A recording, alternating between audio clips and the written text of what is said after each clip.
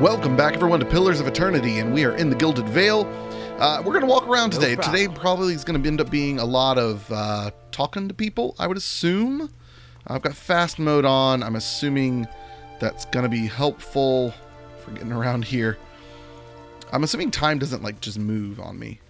All right, so I'm assuming villagers like that aren't going to have anything to say. Feels like we've been seeing more bandits along the roads as of late. Okay. How about you? What are you? Stop moving. Villager. Okay. So can I just go in anywhere? Left click to open doors. Got it. Oh, a load screen. Is that necessary? What is this place? Oh, okay. Nothing too major. Ingrid.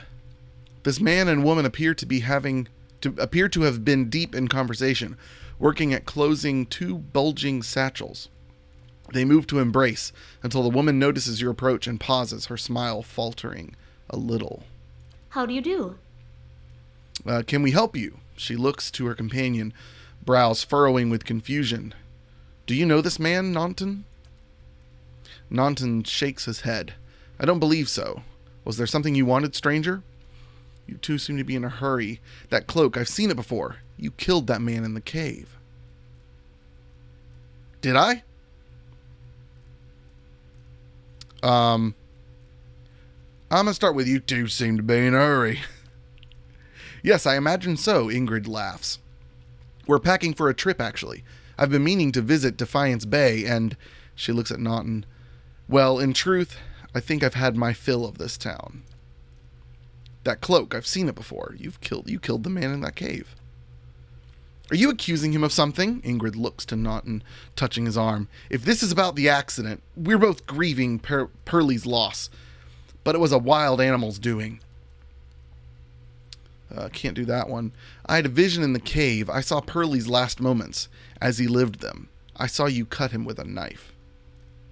I'm going to do why did you do it? He was your friend. That's a much better line for our player, our character. Naunton hesitates. And then his expression darkens. My friend.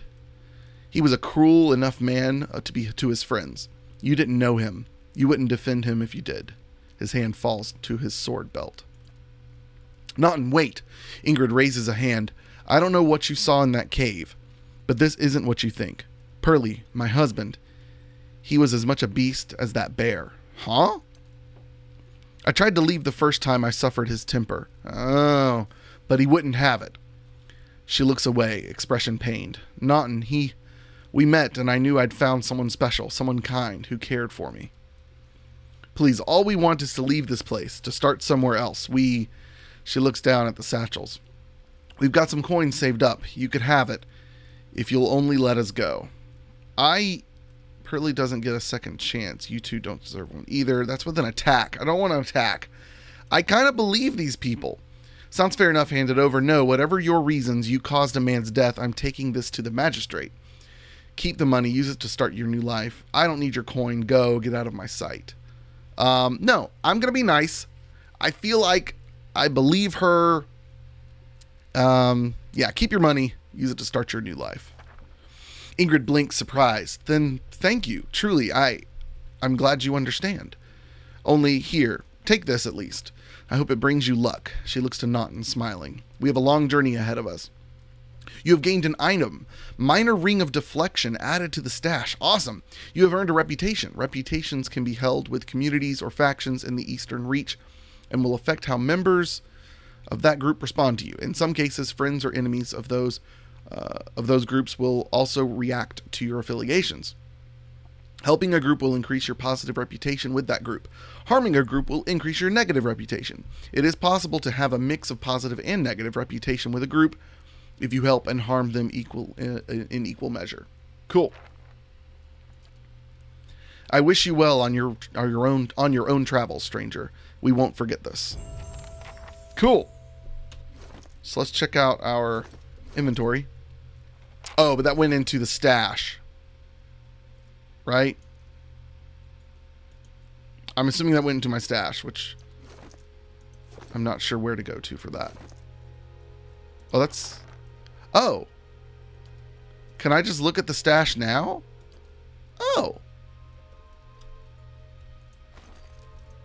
Is that moving it all into here? Yes, okay. So let's move all that stuff. Can I access the stash at any time? Surely that's only because I'm in town. Let's keep the lockpicks. What is that? It's like a wolf hide. Yeah, let's put in the stash. Let's get rid of the hunting bow. I don't need that. I'll compare this armor later, probably off camera. Because we're going to just be doing a lot of talking today. But I do want to get this equipped. And probably these too. Because I'm assuming these are things I picked up while out and about. Oot and a boot. Scroll of Tanglefoot. Other torch. Oh yeah, let's have a torch. Tattered journal. And that's meat. Okay. So this ring. Whoops. It deflection +5. Okay. Oh, offensive deflection +5. I was thinking it was saying of deflection +5. I'm like, minor ring of deflection of deflection. And then this, do I have gloves yet? I don't. Offensive dexterity +2. I'm assuming OF dexterity means offensive. Yeah. We get fortitude, reflex, and will with the cloak. Nice. That looks good too. Oh, yeah. Look at the physics on that. All right, is there anything else in here for me to look at? Yes, there is indeed. Some silver and a table. Then there's something over here as well. The Direwood Part 2, the Broken Stone War. Let's just take that. We might read it later. Thought I saw something else over here. Oh, there it is. This bottle of Sonreed is half empty. Okay. Anything else? Doesn't look like it. All right, let's leave. Find somewhere else to go look. More people to pester. Or rather, set free from their former... what's the word I'm looking for? Domestic disputes. Alright, so let's... What else is there? There's nothing that way, so this is the next best place to go. Alright, let's check this place out. Gosh, I would have never thought I could just walk in any of these places. That's pretty cool. Okay. So she's pacing. Whoa! Kyra Eloth. Eloth. As you near, you feel a vibrant history contained in the essence of this woman's soul. Voices from its past seem to call out to you. I'm assuming that this is just something that's going to keep happening because of what I went through at the apparatus, I'm guessing. Reach out for the soul. All right, let's make that bigger. Oh, goodness gracious. Oh, that's a wall of text. Okay. You see a crowded marketplace, vendor stalls lining the road, their proprietors' voices calling out to passerby to come sample their wares. This woman wanders through the throngs, strolling hand in hand with another woman. They pursue the vendor's goods, tarrying at a book merchant with a number of old and beautiful tomes, chatting with one another about what they see. One will pick up a book and show it to the other, who will take it, comment on it, and place it back on the shelf. Then the first will snatch up the book again and quickly pay the merchant before the other can snatch it back. They walk away from the market weighed down by packs filled with books, still hand in hand, standing close, comfortable and familiar with each other. As they pass down a somewhat deserted street, an object suddenly hits this woman in the chest and bounces off, rolling away toward one of the buildings. The women stop and look at the object, an apple, and then back up at the person who threw it. There is nothing special about him, aside from the angry look on his face and the two other apples he holds. Before either woman can move, the man draws back and throws another one at them, this time hitting the second woman in the forehead. He yells at them, something derisive and hateful, something about a legacy and about responsibilities. The woman raises her hand to her head and wipes the juice and bits of fruit from her face and stares the man down defiantly. The first woman squeezes her hand and puts the other on her companion's shoulder, attempting to calm her down. The other woman pulls a book from her pack and holds it before her, muttering under her breath. She pulls her hand free and waves it above the book, an aura forming around her. The first woman is still trying to calm her down, but all she says goes unheard. The man, uncaring of the events happening in front of him, draws back and throws the last apple.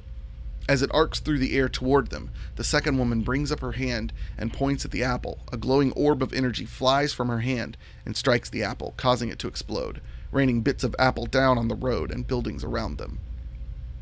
The man's face changes, anger joined by fear, looking like he's trying to decide if running or attacking is the better course of action. The second woman has started chanting again, her hand glowing, her eyes narrowing. This woman steps in front of her, placing herself between her love and their attacker. She touches her face, gently stroking it while whispering calming words. A kiss. The woman's countenance changes. She calms, her eyes softening, her lips regaining the lost smile. The first woman smiles again as well and kisses the other. "Wizard scum," the man behind them says, and the two women turn to face him. Staring him down defiantly, they join hands and begin walking again, moving past him without so much as a sideways glance. Step back. That was cool. Oh, okay, it's just the same thing. Okay, so she's not going to say anything. How about you? I take it y'all are the women. Let's make this smaller now. Oh, no. Oh, okay. Edlin Prilston. As you near, you feel a vibrant history contained in the essence of this woman's soul. Voices from its past call out to you. Reach out for the soul. Ah, a new story. Not so long. No, still fairly long. You see, yeah, it doesn't move like you expect it to. Like, I expect it to move, but see how it like goes to the bottom? It's weird. That expansion is not programmed properly. All right. You see a key turned gently, steady, and hear a ghostly click as the door swings inward. Two figures slip in, locking the door behind them, and begin their prowl. Their hunt is efficient, and it takes them little time to acquire a sizable collection of documents and oddly shaped velvet pouches. Quick hands fill pockets, rucksacks, bags. The door opens downstairs and everything freezes. Footsteps, a tired giggle. The thieves are all eye whites and short breath as they empty their pockets of all but their necessities. Anything noisy hurriedly replaced. Silence from downstairs.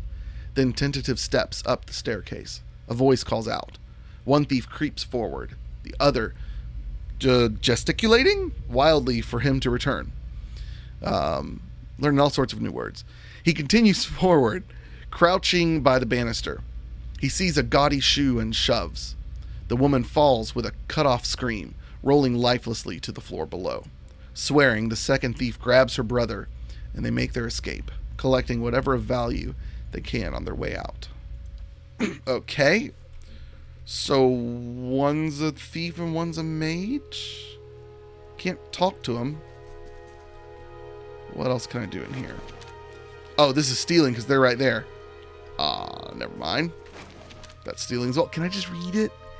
Can I just right-click for details? Oh, okay.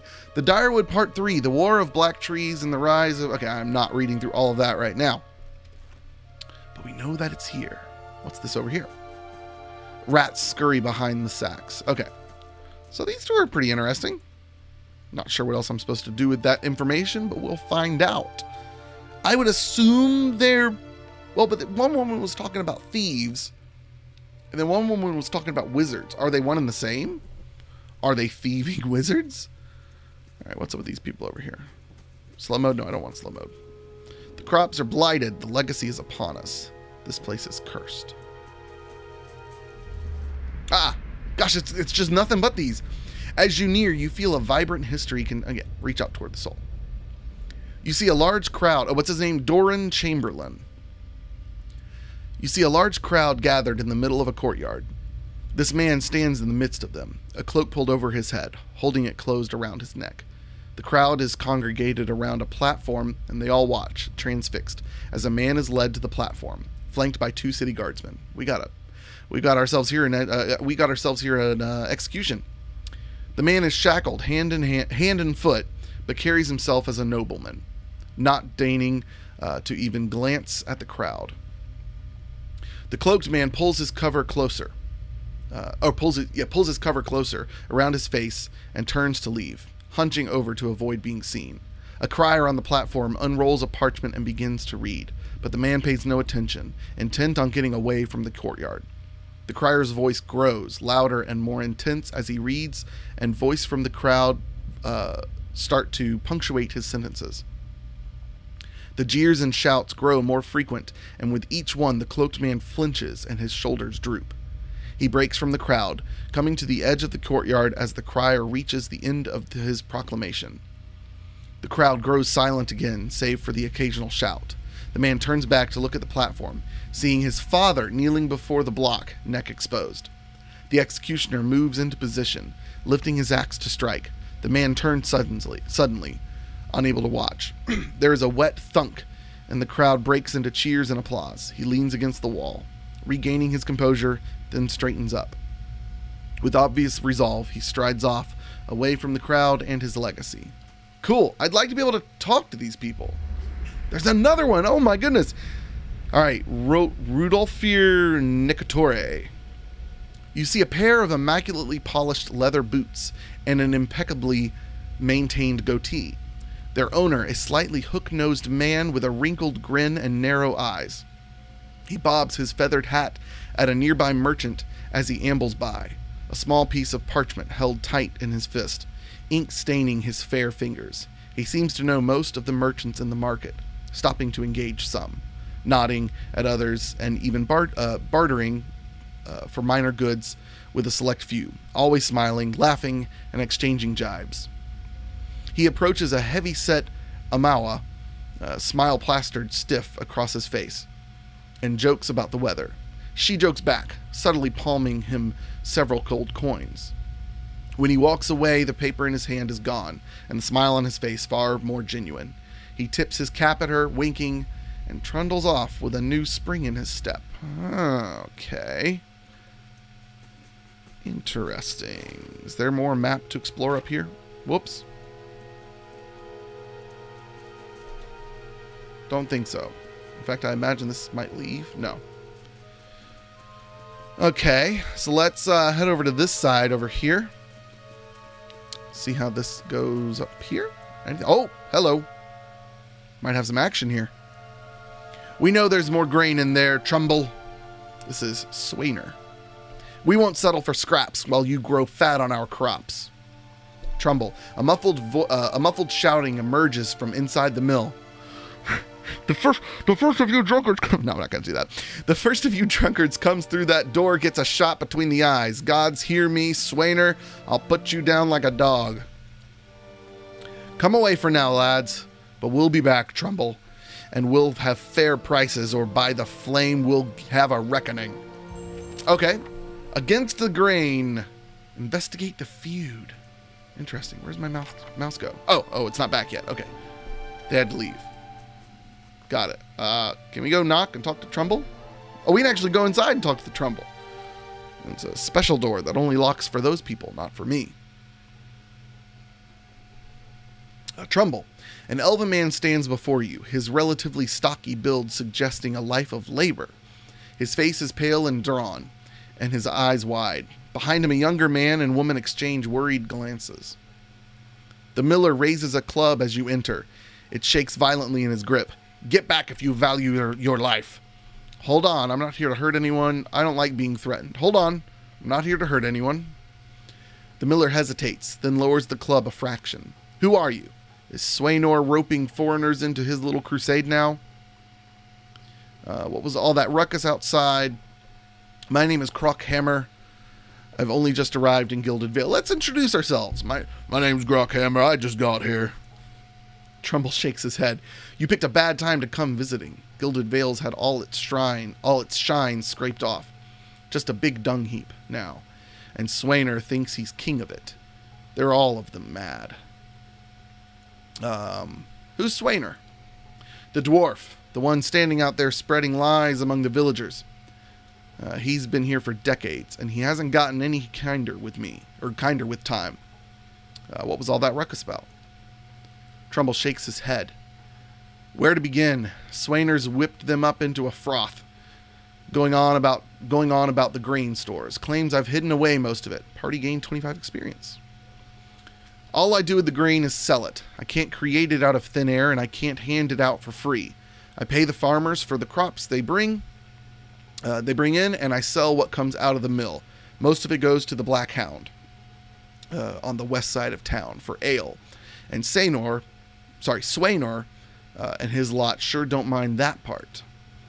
You take a look at the fields on the way into town.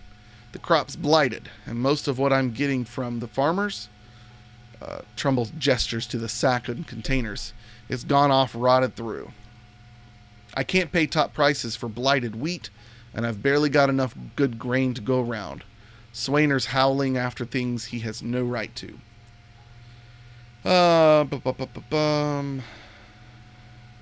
Maybe I ought to go have a talk with Swaynor then. The miller all but sags with relief.